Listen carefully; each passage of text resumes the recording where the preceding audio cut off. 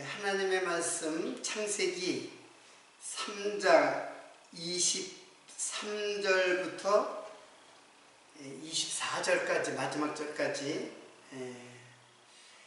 봉독해 드리겠습니다. 여호와 하나님이 가라사대 보라, 이 사람이 선악을 아는 일에 우리 중 하나같이 되었으니 그가 그 손을 들어 생명나무 실과도 따먹고 영생할까 하노라 하시고, 여기 22절이죠. 오늘 본문 말씀, 여호와 하나님이 에덴 동산에서 그 사람을 내어보내어 그의 근본된 토지를 갈게 하시니라. 이같이 하나님이 그 사람을 쫓아내시고 에덴 동산에 그룹과 두루두는 화영검을 두어 생명나무의 길을 지키게 하시니라. 그런데 이제 우리가 보통 NIV를 많이 이제 여러분들도 아마 NIV의 성경을 이렇게 많이 보는데 오늘도 이렇게 공부하는 내용의 그 단어들이 매우 깊이 공부를 해야만 이해를 할 수가 있어요. 그렇지 않으면 오해를 할 만한 소지가 많이 있는 그렇게 번역이 되어 있어요. 그래서 그래도 비교적 그 한국 번역이 잘 된 것이 이제 KJV라 해요. 이게 킹 제임스 버전인데 킹 제임스 버전을 한국말로 번역한 이제 킹 제임스 KJV죠. 그거를 보는 것이 이제 성경을 공부하는 입장에서는 더 좋아요. 단어들이 헬라어에는 있는데 한국에는 빠져 있어요. NIV 같은 경우는 빠져 있는 것들이 좀 많이 있고, 또 이제 생략이 된 거죠. 불필요하다고 생략을 했는데 사실은 불필요하지 않은 거예요. 다 있어야 될 접속사라든가 그런 것들이.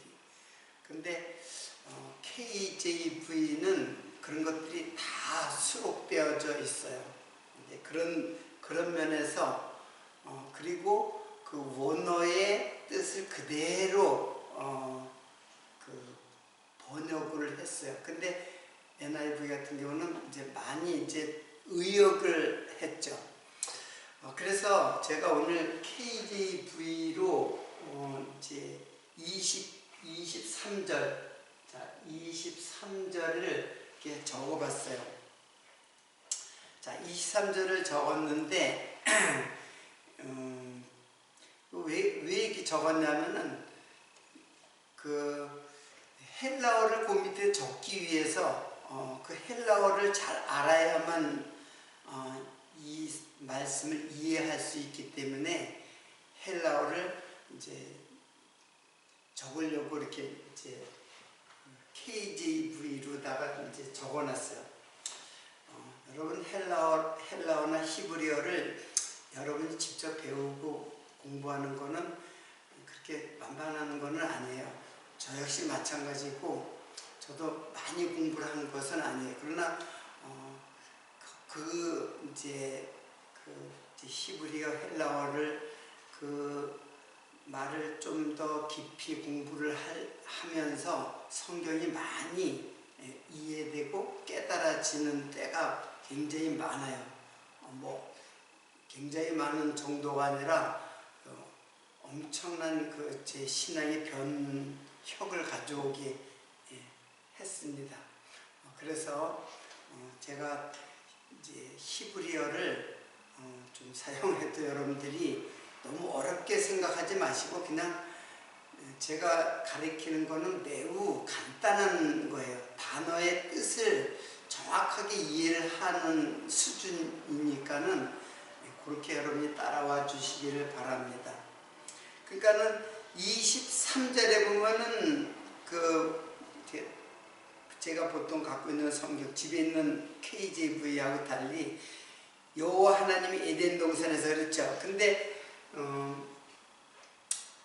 KJV는 그러므로라는 말이 있어요. 이제 그러므로라는 말은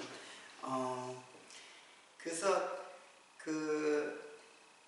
이 사람이 선악을 아는 일에 우리 중 하나같이 되었으니, 그렇게 이제 지난 22절에 배웠잖아요. 이렇게 선악을 아는 일에 우리 중 하나같이. 근데 우리라는 말은 하나님과 같이, 우리 하나님을 우리라고 이제 이 번역자는 생각한 거예요. 근데 거기는 우리라는 뜻이 없다고 했죠. 다만 민 하면은 이렇게 이제 뭐뭐로부터, 그러니까는 선악을 아는 일로부터 민 했으니까는 선악을 아는 일로부터 하나같이 되었다. 에하드 하나같이 되었다. 이거는 뭐냐면은 하나님과 같이 되었다는 뜻이 아니에요. 우리라는 말이 없어요. 그러니까는 하나님과 같이 선악을 아는 일이 하나님과 같이 되었다, 그런 뜻이 아니라 선악을 아는 일에 하나같이 되었다, 하나와 같이 되었다. 그러니까 선악을 아는 자가 되었다는 그런 뜻이에요. 즉 율법의 사람이 되었다는 뜻이에요. 그래서 그러므로라는 말은 그렇기 때문에 선악을 아는 자가 되었기 때문에 이제 하나님께서 그를 내어줘서 선악을 아는 자가 된 것은 범죄한 자가 된 거예요. 그 범죄한 자를 에덴에다가 놓아둘 수가 없죠. 그래서 하나님께서 에덴에서 추방을 시키는 겁니다. 자, 그래서 주 하나님, 여기는 이제 예호바, 킹 제임스 번역에는 여호와를 주라고 번역을 다 했어요. 여기 좀 특이한데, 어떻든 예호바 엘로힘, 이거는 계속 나온 거니까 그렇게 아시고, 에덴 동산, 에덴 강, 그리고 그를 내어보내어 라는 말이 있어요. 이렇게 내어보내어를 살라흐라고 해요. 살라흐. 그리고 그의 근본된 땅인데 그를 취하여 낸 땅. 이게 이 말이 라카흐예요. 이게 취하다, 이제 그런 뜻인데, 그리고 땅, 이거는 아다마죠. 아다마, 갈게 하시다, 아바드. 그래서 오늘 요 살라우, 라카우, 아다마, 아바드 요 단어를 집중적으로 공부하면서 이 뜻이 무슨 뜻인가를 오늘 공부하고자 이제 하는 것입니다.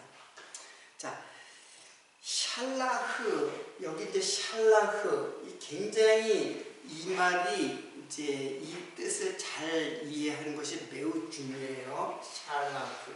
샬라흐는 자, 내보내다. 자, 이게 샬라흐예요. 이 뜻이 무엇이냐면 보내지다, 떠나게 하다, 그리고 쫓겨나다, 이런 뜻이에요. 그런데 이 뜻이 사전에도 이렇게 나와요. 특별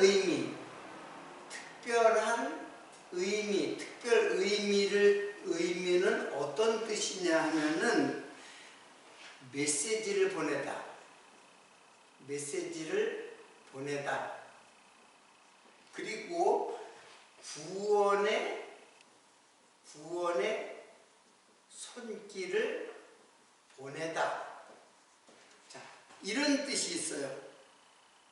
자, 그러니까는 이 말을 보면은 매우 부정적인 현상이고 부정적인 의미잖아요. 에덴에서 추방돼 쫓겨나니까는 부정적인 의미의 단어란 말이에요. 샬라고 내어보내다, 그러니까요. 에덴이 좋은 곳인데 에덴에서 내어보내니까는 부정적인 거잖아요. 그런데 그것이 특별한 의미에서는 메시지를 보낸다라는 거는 하나님의 뜻을 보내는 거죠. 하나님의 뜻을 보내고 구원의 손길을 보내다, 이제 그런 뜻이에요. 자, 그러니까 하나님께서 구원의 손길을 보낸다는 뜻을 갖고 있는 게 샬라흐예요. 그 샬라흐는 겉으로 볼 적에는 매우 부정적인 것이지만은 하나님의 속뜻은, 깊은 속뜻은 하나님의 구원 사역을 나타내는, 담고 있는 단어예요. 자, 그러면 여기서 그를 했잖아요. 그는, 이건 아담이죠. 이게 아담이잖아요. 그를. 근데 그 사람을, 그래서 이제 그 아담인데, 아담은 적어도 3개나, 그 스트롱 코드에 3개나 돼요. 아담.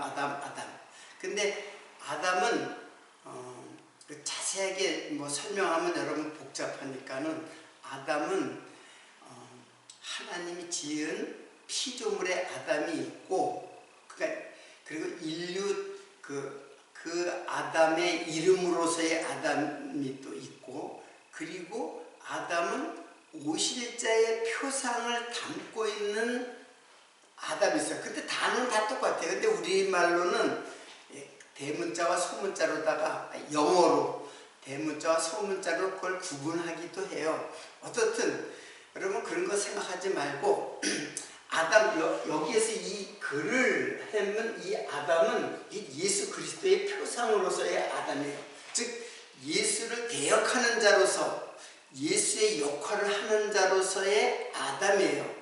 그러니까 인류 최초의 아담을 생각하지 말고 여기서는 예수 그리스도다라고 생각을 하면서 이 말씀을 풀어나가야 돼요.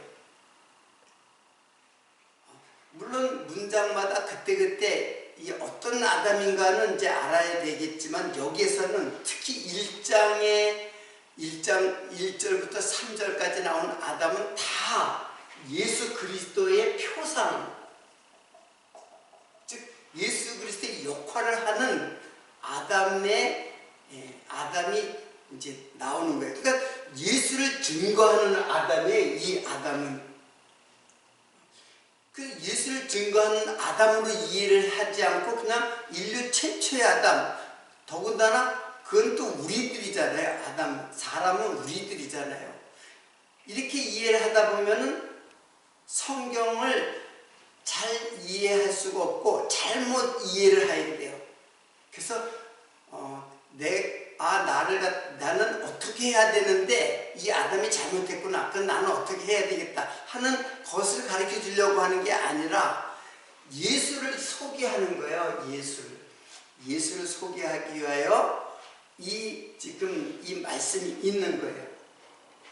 자, 그래서 그를 내어 보냈다 하는 것은, 샬라흐라는 것은 보내지다, 떠나다, 이렇게 에덴에서 쫓겨났지만 사실은 특별한 의미는 구원의 손길을 보내다, 메시지를 보내다라는 의미를 갖고 있어요. 즉 하나님의 구속의 사역을 나타내는 말이에요.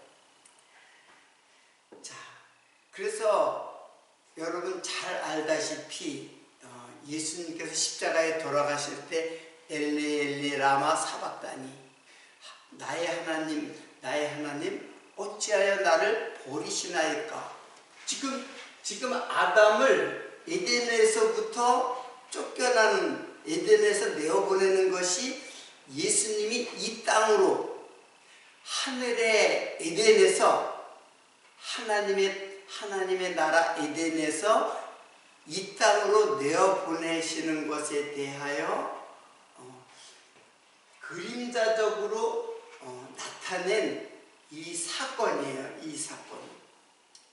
그러니까 예수님께서 하늘에서 내어보내져서, 하늘 에덴에서 내어보내져서 이 땅으로 보내지는 현상. 그래서 예수님께서 결국은 마지막 십자가에 돌아가시는 것도 어떻게 된 거예요? 예수님이 이 땅에 오시는, 즉 구원의 손길을 베푸시는 하나님의 그 약속이, 언약이 담겨져 있는 말씀이에요. 자, 그거를 로마서 8장 3절과 4절을 보겠습니다. 자, 로마서 8장 3절로 4절 읽어드리겠습니다. 율법이 육신으로 말미암아 연약하여 할 수 없는 그것을 하나님은 하시나니 곧 죄를 인하여 자기 아들을 죄 있는 육신의 모양으로 보내어 육신의 죄를 정하사 육신을 쫓지 않고 그 영을 쫓아 행하는 우리에게 율법의 요구를 이루어지게 하려 하십니다. 그랬어요. 자, 그러니까는 하나님께서 예수를 보낼 때 어떻게 보내요? 육신의 모양으로. 육신의 모양으로 보냈다는 것이 바로, 육신의 모양으로 보냈다는 것이 이게 죄 있는 육신이라 했어요. 죄 있는 육신. 자, 죄 있는 육신. 그러니까 이것은 육신 자체가 죄가 있다는 뜻이에요. 육신을 갖고 있는 것 자체가 죄가 있다는 뜻이에요. 그러니까는 이거는 뭐예요? 이게 예수를 죄 있는 육신의 모습으로 보내어졌다. 이게 뭐예요? 아담이 죄를 지어서 하나님의 말씀을 불순종해서 아담의 죄가, 그게 바로 육체가 된 거예요. 그래서 예수가 죄 있는 모습으로 오신 것은 아담이 죄가 바로 육체가 되었다라는 뜻이에요. 영이 죽어버리니까 육체가 된 거죠. 그 아담을 말하는 거예요. 그러니까 이 예수는, 그 아담은 바로 예수에 대한 모형이다라고 지금 계속해서 제가 말씀을 하는 것입니다. 그러니까는 거기에 보면은 자기 아들을 죄 있는 육신의 모양으로 보내어 육신의 죄를 정하사 그랬어요. 그러니까 육신에게, 지금 누구의 육신이냐면 바로 예수님의 육신이에요. 예수님의 육신에게 죄를 정하셨다. 이걸 뭐라 하냐면 정죄라고 하는 거예요. 정죄. 여기에 그 죄를 정하다, 이게 하마르티아 카타크리노, 하마르티아 카타크리노. 그래서 정죄라는 말은 카타크리노는 이제 동사니까 죄를 정한다라는 뜻이고, 정죄라는 명사로서의 그런 카타크리마예요. 카타크리마. 자, 이 말이 정죄라는 말이에요. 그러니까 죄는 하나님이 정하는 거예요. 뭘로? 육신 자체가 죄라는 것으로 정해진 거예요. 그러니까 이 모든 인간은 다 죄인으로 태어날 수밖에 없는 거예요. 육체를 갖고 있는 것 자체가 죄니까요. 그러니까는 이게 하나님이 죄를 규명하는 죄의 본질이에요. 자, 그러니까 여러분, 여기서 우리가 알 수 있는 거는 죄라는 게 도대체 무엇이냐? 죄라는 게 뭐냐? 죄의 본질이 무엇이냐? 본질. 죄의 본질이 무엇이냐면은, 이 죄의 본질은 이 육신이 죄의 본질이에요. 육신 자체가 죄의 본질이에요. 하나님이 그렇게 정하신 거예요. 그렇게 갖다 그만 정해버렸다면, 죄를 정해버렸다면, 그걸 갖다가 예수님의 육신에게도 죄를 정하신 거예요. 그러니까는 우리는 죄를 어떻게 아냐면은, 죄라는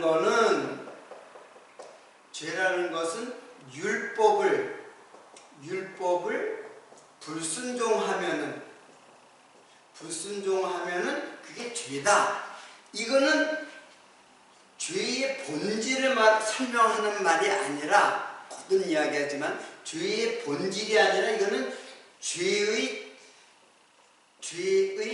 증상을 얘기하는 거예요. 죄가 드러난 것을 얘기하는 거예요. 그러니까 이거는 뭐냐면 행위예요. 행위. 이거는 죄의 본질은 육신이고, 죄의 증상, 즉 행위는 죄가, 내 육신은 죄잖아요. 내 육신은 죄인데 이게 하는 것마다 다 죄의 증상이 드러난 거예요. 죄가 드러난 거예요. 그걸 갖다가 우리는 이것은 뭐냐면 죄를 행위로 설명하는 거예요. 율법을 들이대가지고 죄를 갖다가 정하는 거는 행위를 말하는 거예요.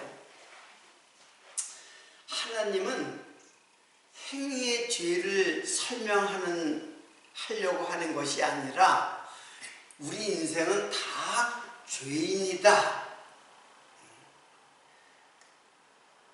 왜? 육체로 태어난 게 다 죄인이기 때문에 죄인이다라는 것을 하나님께서 지금 알려주는 거예요. 로마서를 통해서. 로마서에 육신의 죄를 정하사 육신을 쫓지 않고 그 영을 쫓아 행하는 우리에게 율법의 요구를 이루어지게 하려 하십니다. 자, 인간은 할 수가 없어요. 육신을 갖고 있는 인간은 할 수 없어요. 근데 하나님은 하신단 말이에요. 하나님은 하시나니, 그 율법이 육신으로 말미암아 연약하여 할 수 없는 그것을 하나님은 하시나니. 그럼 하나님은 어떻게 하시냐? 예수를 보내줘서. 어떻게? 육신으로 보내어져서. 그래서 죄 있는 육신으로 보내서 죄인을 만들어서, 예수를 죄인 만들어서 우리를 구원하시기 위하여 하나님께서 예수를 육신으로 보내신 거예요. 그래서 육신을 입고 예수님께서 오신 거예요. 자, 그러면 예수님이 육신으로 죄를 입고 오셨다는 것은, 그러면 왜 그렇게 하셨는가? 자, 이거는 히브리서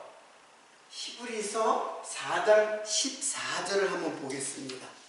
히브리서 4장 14절부터 15절인데, 그럼 예수님은 도대체 어떠한 분이신가? 그러므로 우리에게 큰 대제사장이 있으니 승천하신 자 곧 하나님의 아들 예수시라. 우리가 믿는 도리를 굳게 잡을지어다. 우리에게 있는 대제사장은 우리 연약함을 체휼하지 아니한 자가 아니요 모든 일에 우리와 한결같이 시험을 받는 자로되 죄는 없으시니라. 자, 예수님은 본래는 죄가 없는 분이에요. 그리고 이 땅에 와서도 죄를 짓지 않았어요. 죄가 없는 분이니까 죄를 짓지 않았죠. 근데 왜 죄 있는 모습으로, 죄인의 모습으로, 육신의 죄를 정하신 모습으로 이 땅에 오신 것일까? 그는 의인이세요. 예수님은 의인이시란 말이에요. 영원한 의인이시요. 의인, 하나밖에 없는 의인, 하나님이에요. 그런데 왜 죄인이 되셨는가? 그래서 예수님을 대제사장이라고 해요. 자, 예수님은 여기서는 대제사장이라고 그랬죠. 대제사장, 그리고 이분은 승천한 자라고 했어요. 승천한 자. 여러분, 그 성막에서 그 성전에서 지성소로 들어가는 것. 지성소는 하나님의 임재죠. 즉 하늘나라란 말이에요. 하나님의 임재, 하나님의 나라. 그러니까는 대제사장만이 하나님의 나라에 들어갈 수 있는 분이에요. 그렇죠. 아무도 못 들어가요. 오직 대제사장만 승천한단 말이에요. 승천. 이게 지성소로 들어간다는 뜻이에요. 지성소, 하나님의 임재의 그 가장 거룩한 곳, 거기에 들어갈 수 있는 분이에요. 예수님 밖에는 없죠. 그런데 승천하신 자 곧 하나님의 아들 예수시라.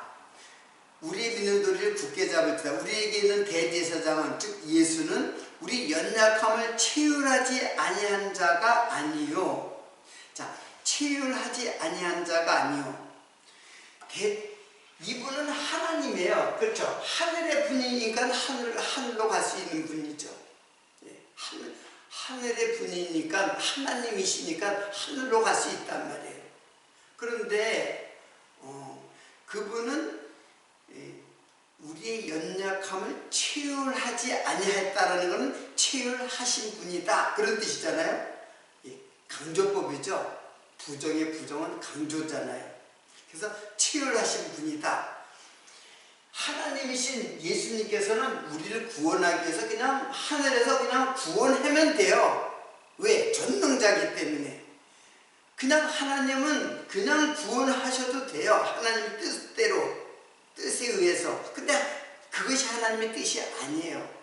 하나님은 인생의 연약함, 인생의 그 죄인의 그 모습, 그 육신이 체휼하는 거예요. 육신이 되신 거예요.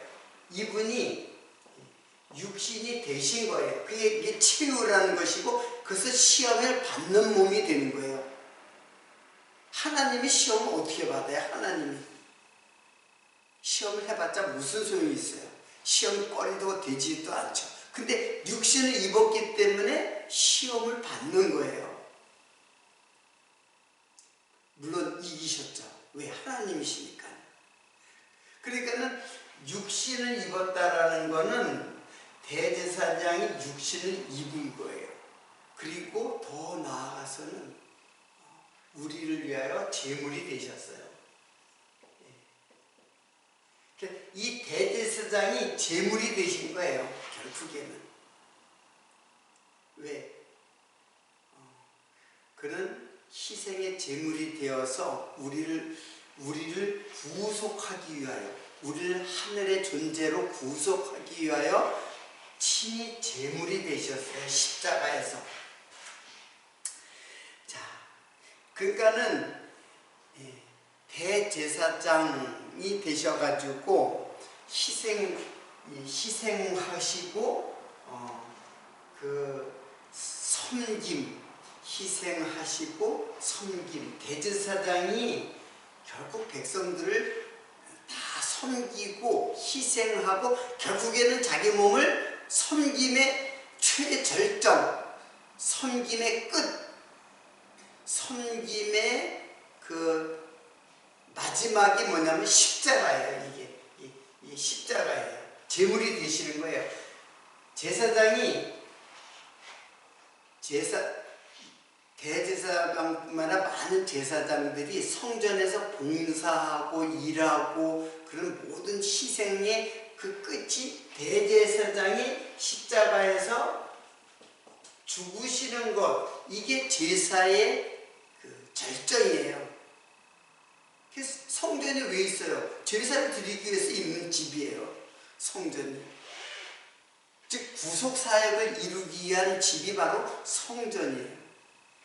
자, 그러나 그분은 뭐라 했어요? 모든 일에 한결같이 시험을 받는 자인데, 육신을 입었기 때문에 시험을 받죠. 근데 죄는 없으시니라. 이게 뭐예요? 예수님은 죄가 없어요. 예수님이 자신의 지은 죄는 없는 거예요. 자신의 지은 죄가 아니라 누구를 위해서? 희생하고 봉사하고 나중에는 고통 속에서 십자가에 죽으시는 것은 많은 백성들을 하늘로 데려가기 위하여 친히 승천하시고 그리고 제물이 되시고 하늘에 올라가신 분. 그분은 의인이에요. 의인. 오직 한 분밖에 없는 의인. 이 땅에는 의의가 없잖아요. 이 땅에는 다 의의가 아주 없다 그랬잖아요.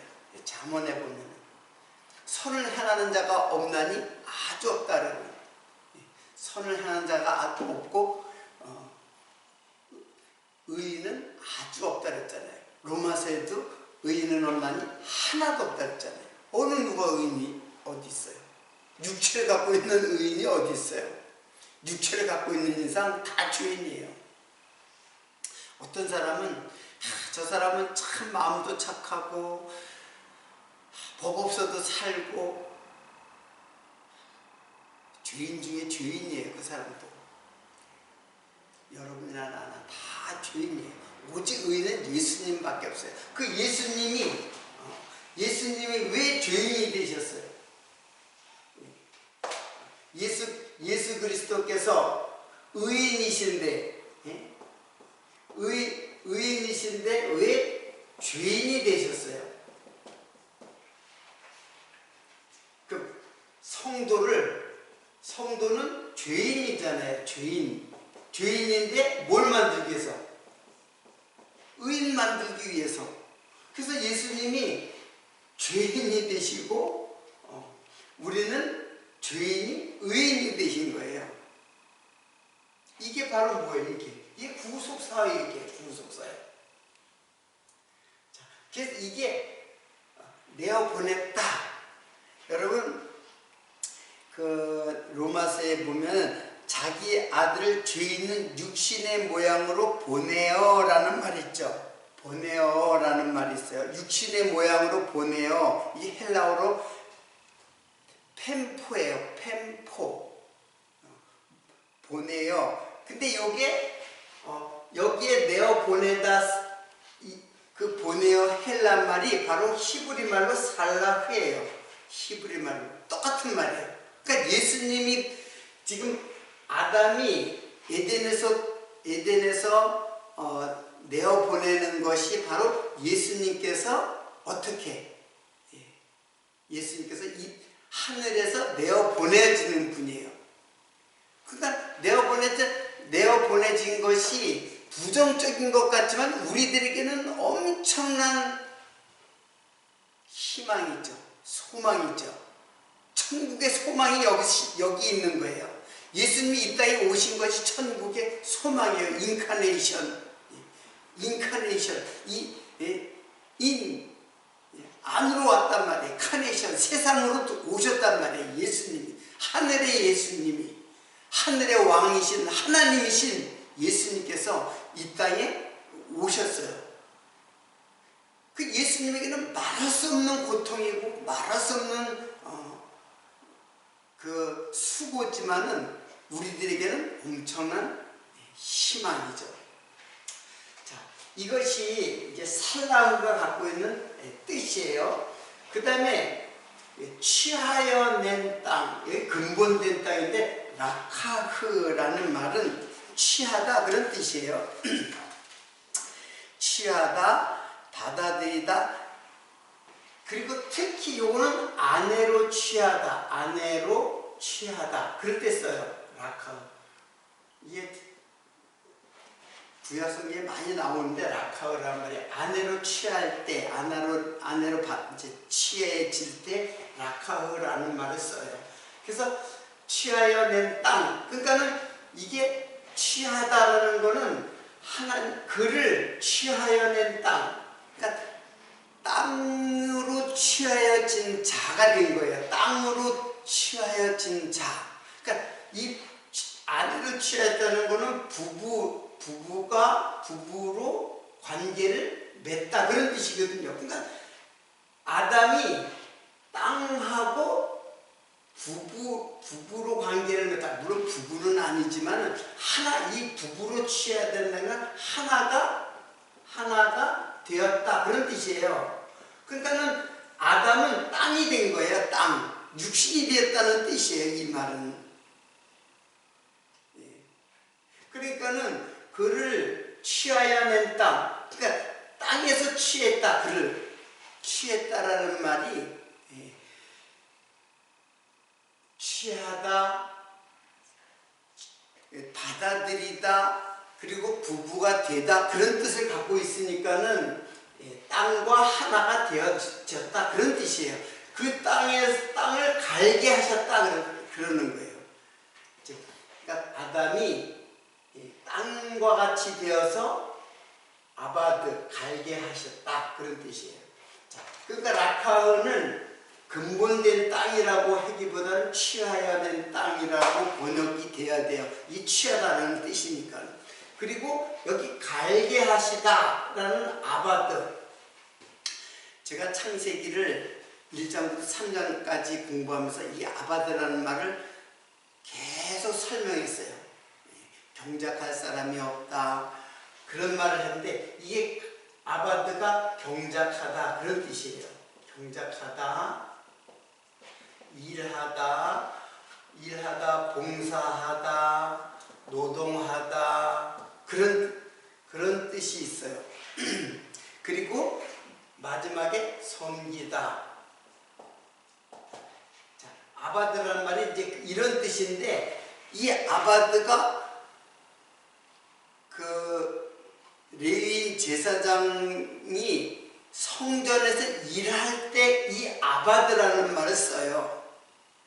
그러니까는 경작하는 게 아니에요. 그 농사를 짓는다는 뜻이 아니에요. 농사를 짓는다. 물론 이 말은 경작하다라는 말은 농사 짓는다는 말이지만 이 뜻은 뭐냐면은 그 제사장이 성전에서 봉사하고 섬기는 일, 그것을 갖다가 아바드라고 해요. 그러니까는 아바드는 우리가 이제 생각하는 그런 아바드가 아니죠. 자, 이 아바드는 이제 그 결국에는 이제 이 아담에게서 그 전에 뭐라 하냐면 네가 그 가시덤불과 엉겅퀴를 제거하는 얼굴에 땀을 흘려야 수고해야 그래야지만 너희가 먹을 채소를 얻는다. 즉 열매를 얻을 수 있다. 그런 뜻이잖아요. 그러니까 이 경작하다는 거는 어디로 가냐면 바로 무슨 것을 경작하냐면 엉겅퀴 그리고 가시덤불 가시덤불. 자, 진려와 현금 이거를 제거를 해야죠. 이게 경작하는 거예요. 이걸 경작하는데 이걸 뭐라 했어요? 이걸 율법이라 그랬잖아요. 이 율법. 그러니까 율법을 제거하는 거예요. 경작하는 거는. 그래서 땀을 흘려야 돼요. 율법을 제거하기 위해서는 땀을 흘려야 돼요. 그래서 땀을 흘려서 네가 수고해야 그런 말을 했죠. 자, 수고하다라는 말은 이차본이라 그래요. 이차본. 이차본인데 자, 이차본은 아차부에서 이제 왔다 그랬는데 이거는 그 아담이 땀을 흘려 수고한다라는 말은 이거는 제가 땀이 뭐냐면 피를 흘려서 고통이에요. 고통. 수고라고 했는데 그 하와가 잉태하는 고통할 때도 그때도 2차번이에요. 똑같은 2차번인데 아담의 수고는 얼굴에 땀이 흘리는데 이게 땀이 아니라 사실은 십자가에서 흘리시는 피예요. 무엇을? 율법을 제거하기 위해서. 그러니까 율법의 요구를 이루어지게 하기 위해서 십자가에서 죽으시는 거예요. 율법 아래서 죽으시는 거예요. 이게 고통이에요. 그러니까는 이 아바드라는 말이 이차본, 아차부 이런 말이 똑같이 일하다, 봉사하다, 노동하다 똑같아요. 그러니까 아바드하고 이차본하고는 똑같은 말이에요. 이게 이제 아차부, 아차부란 수고하다는 말이 이제 아차부 이제에서 왔다 그랬잖아요. 아차부가 이런 뜻이에요. 일하다, 봉사하다, 노동하다, 섬기다. 이게 아차부예요. 근데 이차부는 고통이에요. 그러니까 근데 이 말이 여기서 왔어요. 그러니까 아바드와 아차부는 똑같은 뜻이에요. 똑같이 일하고 수고하고 뭘 하기 위해서 엉겅퀴와 가시덤불을 제거하기 위해서, 즉 율법을 제거하기 위해서 수고하는 거예요. 이것은 이제 그 제사장에게는 경작하다라는 뜻으로 하고 이게 결국은 섬김이죠. 근데 그게 섬김이 여기서는 예수 그리스도의 고통으로 다 오는 거예요. 어떻게? 예수 그리스도의 고난, 십자가에서 고통을 받고 고난을 받아 피 흘려 죽으시는 예수의 모습이 바로 아차부의 모습이고, 이게 이차본이라고 하는 말로 기록된 것입니다. 그러니까 결국은 예수께서 육신이 되어서, 즉 흙이 된 거죠. 아담이 흙이 된 것처럼, 육체가 된 것처럼. 그래서 아차부, 고통, 종신토록 고통에서 예수님이 십자가에 돌아서 죽으실 때까지 몸이 다시 종신토록 고통을 받았잖아요. 종신토록 땀이 흘려야. 그러니까는 이 말은 아담이 땀을 흘려가지고 농사지어야 네 먹을 것을 얻는다, 그런 뜻이 아니라 예수께서 율법과 가시덤불과 엉겅퀴를 제거함으로써 율법의 그 장애물을 제거함으로써 우리에게 구속을 가져주시는 예수 그리스도의 그 구속의 사역을 지금 이 말씀에 이제 담고 있는 것입니다. 오늘도 23절 말씀을 공부하니까 시간이 또 다 되었네요. 그러면 다음 시간에 24절 한 절을 또 한 시간을 더 시간을 내어서 3장 전체를 마치도록 하겠습니다. 오늘은 여기서 마치도록 하겠습니다.